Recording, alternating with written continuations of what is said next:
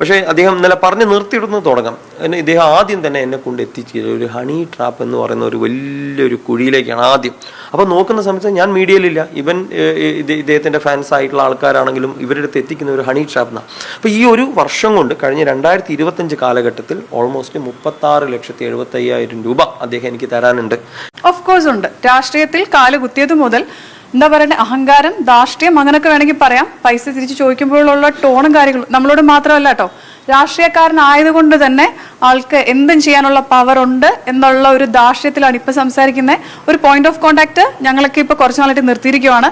കാരണം മന്ത്രിമാരുടെ ലെവലിലും ഇതിലൊക്കെ വന്നിട്ട് എന്ത് വേണമെങ്കിലും ചെയ്ത് കളയും എന്ന് പറഞ്ഞ ഭീഷണിയാണ് ഇപ്പം ചെയ്തുകൊണ്ടിരിക്കുന്നത്. റോബിൻ രാധാകൃഷ്ണൻ BJPയുടെ സ്ഥാനാർത്ഥിയായി മത്സരിച്ച് ഈ തെരഞ്ഞെടുപ്പോടുകൂടി BJPയുടെ സജീവ രാഷ്ട്രീയത്തിലേക്ക് എത്തിയ വ്യക്തി വളരെ കൃത്യമായിട്ട് റോബിൻ പറഞ്ഞതുപോലെ തന്നെ BJPയിലേക്ക് അല്ലെങ്കിൽ BJPയെ റോബിൻ ചൂസ് ചെയ്തത് കൃത്യമായ ബിസിനസ് താല്പര്യങ്ങളോടുകൂടിയാണ്.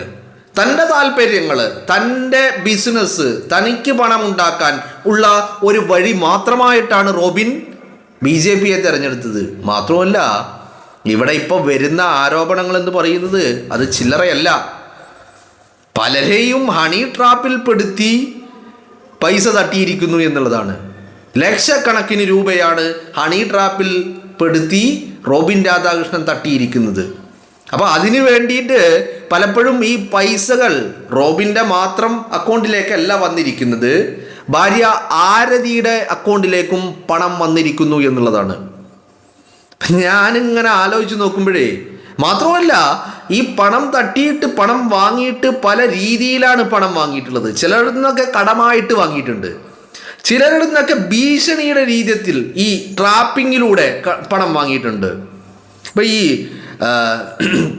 ചില ആളുകളിൽ നിന്ന് കടമായിട്ട് വാങ്ങിയ ആളുകളുടെ നിന്ന് പണം തിരികെ ചോദിക്കുമ്പോൾ ഇവർ പറയുന്നത് വലിയ രീതിയിലുള്ള ഭീഷണികളാണ്. കാരണം എന്താ, ഞാൻ BJPക്കാരനാണ്, ഞാൻ സംഘ് പരിവാറുകാരനാണ്, അങ്ങനെ ഉണ്ടല്ലോ. ഈ രാജ്യത്ത് സംഘ് പരിവാറുകാരനൊക്കെ ഒരു എന്തോ ഈ രാജ്യം അവൻ്റെയൊക്കെ തന്തയുടെ വകയാണ് എന്നുള്ള രീതിയിലുള്ള ഒരു മെൻറ്റാലിറ്റി ഉണ്ടല്ലോ. അതുപോലെ BJPക്കാരനായതുകൊണ്ട് കടം വാങ്ങിയ പണം തിരിച്ചു നൽകാൻ പറ്റില്ല, അങ്ങനെ പല രീതിയിൽ ഭീഷണി. ഇനി എന്നോട് പണം ഇനി വീണ്ടും തിരിച്ചു ചോദിച്ചു കഴിഞ്ഞാൽ നിന്നെ അങ്ങനെയാക്കും, ഇങ്ങനെയാക്കും, ആനയാക്കും, തേങ്ങയാക്കും, എനിക്ക് മന്ത്രിയുണ്ട്, മറ്റവരുമായി ബന്ധമുണ്ട്, നിന്റെ കരിയർ നശിപ്പിച്ചു കളയും, നിന്നെ അങ്ങനെ ഇങ്ങനാക്കും, ഇങ്ങനാക്കും, എങ്ങനാക്കും, ഇതൊക്കെയാണ്. അപ്പം ഇതിന് ഇവൻ പണം തട്ടാൻ വേണ്ടിയിട്ട് ഭാര്യ ആരതിയെ അടക്കം ഉപയോഗിച്ചു എന്നുള്ളതാണ് ഇപ്പോൾ വരുന്ന ഗുരുതരമായിട്ടുള്ള ആരോപണങ്ങൾ എന്ന് പറയുന്നത്. ഇപ്പം കഴിഞ്ഞ ദിവസം ഈ പറയുന്ന വേദാലക്ഷ്മി മാത്രമായിരുന്നു ഒരു ഘട്ടത്തിൽ ആരോപണവുമായിട്ട് മുന്നിൽ വന്നത്. വേദാലക്ഷ്മിക്കെതിരെയാണ് റോബിന് ഈ പറയുന്ന എറണാകുളത്ത് ഒരു പോലീസ് സ്റ്റേഷനിൽ പോയിട്ട് ഒരു കംപ്ലൈൻറ്റ് ഫയൽ ചെയ്യുകയും ചെയ്തിരിക്കുന്നത്. ഇപ്പോൾ കേരള ഫാഷൻ ലീഗിൻ്റെ സ്ഥാപകനായിട്ടുള്ള വ്യക്തി കൂടി വരികയാണ്. വലിയ രീതിയിലുള്ള സാമ്പത്തിക ചൂഷണം ഇവൻ നടത്തിയിട്ടുണ്ട് എന്ന് പറഞ്ഞാൽ ഇവൻ പറഞ്ഞതുപോലെ തന്നെ കഴിഞ്ഞ ദിവസം ഞാൻ ഇവൻ്റെ ഒരു ഓഡിയോ ക്ലിപ്പ് നിങ്ങളുമായിട്ട് പങ്കുവച്ചിരുന്നു. അതിൽ പറയുന്നത് പോലെ തന്നെ വളരെ കൃത്യമായിട്ട് തനിക്ക് പണമുണ്ടാക്കാനുള്ള, തൻ്റെ ബിസിനസ്സുകൾ വളർത്തിയെടുക്കുവാനുള്ള, തൻ്റെ നിലനിൽപ്പിന് വേണ്ടിയിട്ടുള്ള, തൻ്റെ ബിസിനസ് സംരക്ഷിക്കാൻ വേണ്ടിയിട്ടുള്ള ഒരു വഴി മാത്രമാണ് ഈ പറയുന്ന BJPയും സംഘ് പരിവാറും. അതിൻ്റെ അടിസ്ഥാനത്തിലാണ് BJPയിൽ ചേർന്നിരിക്കുന്നത് വളരെ കൃത്യമായിട്ട്. മനസ്സിലായില്ലേ? അപ്പോൾ തൻ്റെ ബിസിനസ് ആവശ്യങ്ങൾക്ക് വേണ്ടിയിട്ട് ഈ പറയുന്ന പല ആളുകളുടെ അടുത്തും പണം വാങ്ങുക, ചിലരെയൊക്കെ കടമെന്നുള്ള രീതിയിൽ വാങ്ങുക, ചിലരെയൊക്കെ ട്രാപ്പിൽ പെടുത്തി വാങ്ങുക, ചിലരെയൊക്കെ ഈ പറയുന്ന ഭീഷണിപ്പെടുത്തിയിട്ട് വാങ്ങുക, അങ്ങനെ പല രീതിയിൽ സാമ്പത്തിക തട്ടിപ്പിൻ്റെ ഒരു വലിയ മഹാകൂമ്പാരം തന്നെയാണ് നമുക്ക് മനസ്സിലാക്കാൻ സാധിക്കുന്നത്.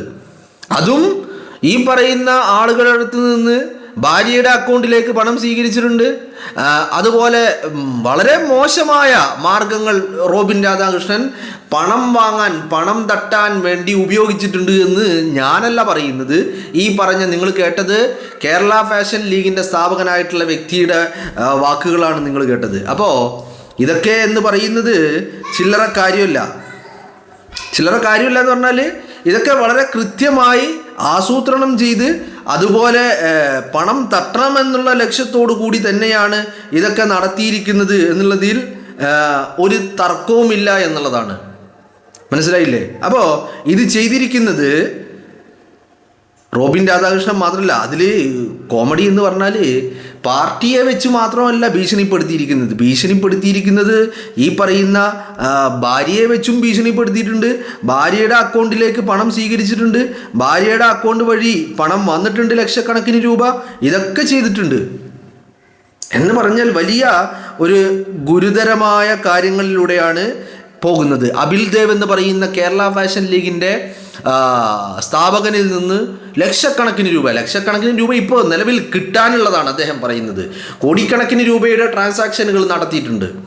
അത് ബാങ്ക് ട്രാൻസാക്ഷൻ ഉണ്ട്, റോബിൻ രാധാകൃഷ്ണൻ്റെ അക്കൗണ്ടിലേക്ക് പണം പോയിട്ടുണ്ട്, ഭാര്യ ആരതിയുടെ അക്കൗണ്ടിലേക്ക് പണം പോയിട്ടുണ്ട്, ഇനി ക്യാഷ് ഇൻ ഹാൻഡായിട്ട് കാര്യങ്ങൾ കാശ് കൊടുത്തിട്ടുണ്ട്, അങ്ങനെ പല രീതിയിൽ കൊടുത്തിട്ടുണ്ട്. അപ്പോൾ ഇതൊക്കെ ഒരു കാര്യം വ്യക്തമാണ്, റോബിൻ പറഞ്ഞ വാക്ക് തന്നെയാണ് അയാളുടെ പ്രവൃത്തി. BJPയെ അയാളുടെ സംരക്ഷണത്തിന് വേണ്ടി, തൻ്റെ സുരക്ഷയ്ക്ക് വേണ്ടിയിട്ട്, തനിക്കൊരു സുരക്ഷിത ഇടം, തൻ്റെ പ്രവൃത്തികൾക്കുള്ള ഒരു സുരക്ഷിതമായ ഇടം, BJPയിൽ ചേർന്ന് കഴിഞ്ഞാൽ താൻ പിന്നെ ഒന്നും പേടിക്കേണ്ട, തനിക്ക് എന്തുമാകാം എന്നുള്ള ഒരു ചിന്താഗതിക്ക് പുറത്താണ് ഇതൊക്കെ നടത്തിയിരിക്കുന്നത് എന്നുള്ളതാണ്. ഇപ്പോൾ ഈ പറയുന്ന അബിൽ ദേവ് രംഗത്തെത്തുന്നു. ഓൾറെഡി വേദലക്ഷ്മി കഴിഞ്ഞ ദിവസം മുതൽ ഈ കാര്യങ്ങൾ വിളിച്ചു പറഞ്ഞുകൊണ്ടേയിരിക്കുന്നു. തെളിവുകൾ ഓരോന്നായിട്ട് വേദലക്ഷ്മി പുറത്തേക്ക് വിടുന്നു. ഇതൊക്കെ നമ്മൾ കഴിഞ്ഞ ദിവസങ്ങളിൽ കണ്ടതാണ്.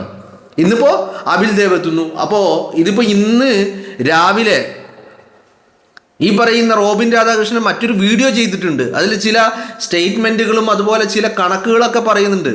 പക്കാ ഫ്രോഡായിട്ടുള്ള, എന്നാൽ ഭാര്യയുടെ അക്കൗണ്ടിനെ കുറിച്ചോ ഭാര്യയുടെ അക്കൗണ്ടിലേക്ക് വാങ്ങിയ പണത്തെക്കുറിച്ചോ ഈ ആളുകളൊക്കെ ഉന്നയിച്ച ആരോപണങ്ങളെക്കുറിച്ചൊന്നും പറയുന്നുമില്ല. മനസ്സിലായില്ലേ? അപ്പോൾ ഇവിടെയാണ് നമ്മുടെ കേരളത്തിൽ നിന്ന് ആളുകൾ BJPയെ ചൂസ് ചെയ്യുന്ന ആളുകളുടെ പിന്നിലുണ്ടാകുന്ന സാമ്പത്തിക നേട്ടങ്ങൾ നമ്മൾ വലിയ രീതിയിൽ കാണേണ്ടതായിട്ടുള്ളത്. മനസ്സിലായില്ലേ?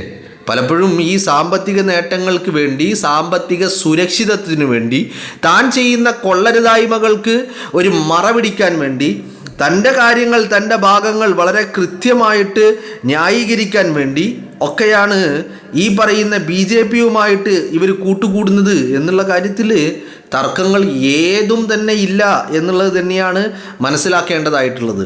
അപ്പോൾ ഇത്തരം കാര്യങ്ങൾ BJP ഇതിപ്പോൾ ഇവരുടെ ഈ സംഘടന BJP എന്ന് പറയുന്ന പാർട്ടിയുടെ അകത്ത് തന്നെ ഒന്നാമത്തെ കാര്യം എന്ന് പറയുന്നത്, ഡൽഹിയിൽ നിന്ന് വരുന്നത് പാർട്ടി ഫണ്ടെന്ന് പറഞ്ഞും തെരഞ്ഞെടുപ്പ് ഫണ്ടെന്ന് പറഞ്ഞും മറ്റുള്ള ഫണ്ടെന്ന് പറഞ്ഞും ഒക്കെ ഡൽഹിയിൽ നിന്ന് വരുന്നത് കോടാനുകോടി രൂപയാ. ഇവിടെ ഇവർക്കുള്ള ആകെയുള്ള ഒരു വലിയ ഒരു ധൈര്യം എന്ന് പറയുന്നത് എന്താണെന്നറിയോ?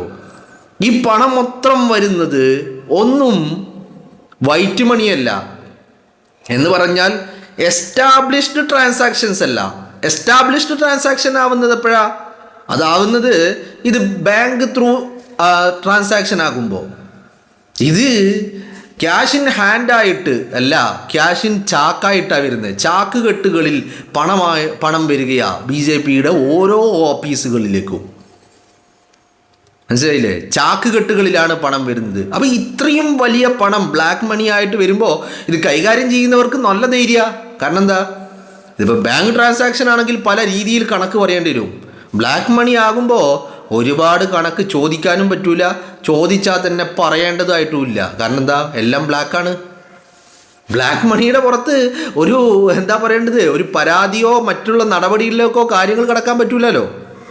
അപ്പോൾ അതുകൊണ്ട് തന്നെ ഞാൻ പറയുന്നത്, ബ്ലാക്ക് മണി ഉപയോഗിച്ച് ഇവർ തിരിമറി നടത്തി കഴിഞ്ഞാൽ പോലും അത് എവിടെ ചെലവഴിച്ചു, എന്തിന് ചെലവഴിച്ചു, ആർക്ക് കൊടുത്തു, എന്തിനു കൊടുത്തു, എന്ത് വാങ്ങി എന്നൊന്നും ചോദിക്കാൻ പറ്റില്ലല്ലോ. അപ്പോൾ അതുകൊണ്ട് തന്നെയാണ് ഇപ്പോൾ കഴിഞ്ഞ ദിവസം നിങ്ങൾ നോക്കൂ, BJPയുടെ നരേന്ദ്രമോദി തെരഞ്ഞെടുപ്പ് ഘട്ടത്തിൽ പ്രചരണത്തിനെത്തിയപ്പോൾ നരേന്ദ്രമോദിയുടെ സുരക്ഷാ ചുമതലയ്ക്ക് വേണ്ടി ലക്ഷങ്ങൾ ചെലവഴിച്ചു എന്ന് പറഞ്ഞ് ആ പണം എഴുതിയെടുക്കുകയാണ്. നരേന്ദ്രമോദിയുടെ സുരക്ഷാ ചെലവുകൾക്ക് ആരാ പണം ചെലവഴിക്കുന്നത്? ഒന്ന് സംസ്ഥാന ഗവൺമെൻറ്റാണ്, മറ്റൊന്ന് ഈ പറയുന്ന SPG ആണ്, എന്ന് പറഞ്ഞാൽ കേന്ദ്ര ഗവൺമെൻറ്റാണ്. അപ്പോൾ അതിനു വേണ്ടിയുള്ള പണം ഈ രണ്ട് ഡിപ്പാർട്ട്മെൻറ്റുകളിലാണ് പോകുന്നത്, സുരക്ഷയ്ക്ക് വേണ്ടിയിട്ടുള്ളത്. അപ്പോൾ SPGക്ക് പണം കൊടുത്തതായിട്ട് പോലും റെസീപ്റ്റ് ഉണ്ടാക്കി അല്ലെങ്കിൽ വൗച്ചറുകൾ ഉണ്ടാക്കി പണം തട്ടുകയാ എന്ന് പറഞ്ഞാൽ കാരണം എന്താ? കാരണം ബ്ലാക്ക് മണിയാണ്. അപ്പോൾ ഇവിടെ മറ്റൊരു കാര്യം കൂടിയുണ്ട്.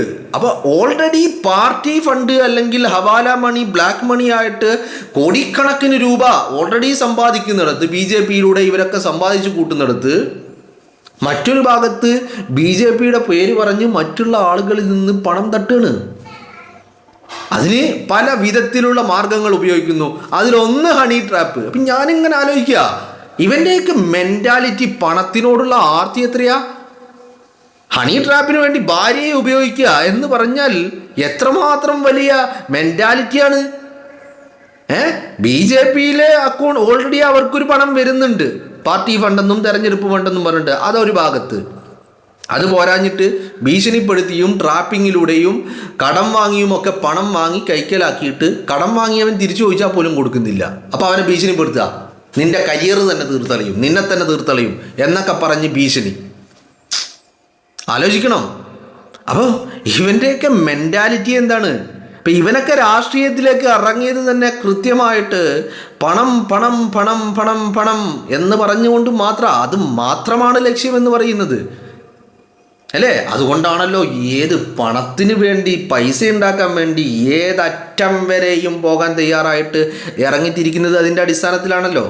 അതുകൊണ്ടാണല്ലോ ഇങ്ങനെയൊക്കെയുള്ള കാര്യങ്ങൾ ഇപ്പോൾ പുറത്തേക്ക് വന്നുകൊണ്ടേയിരിക്കുന്നത്, അല്ലേ? അപ്പോൾ ഇവരൊക്കെ ഈ പറയുന്ന BJP, ഒന്നാമത് ഈ പാർട്ടി തന്നെ അങ്ങനെയാണ്.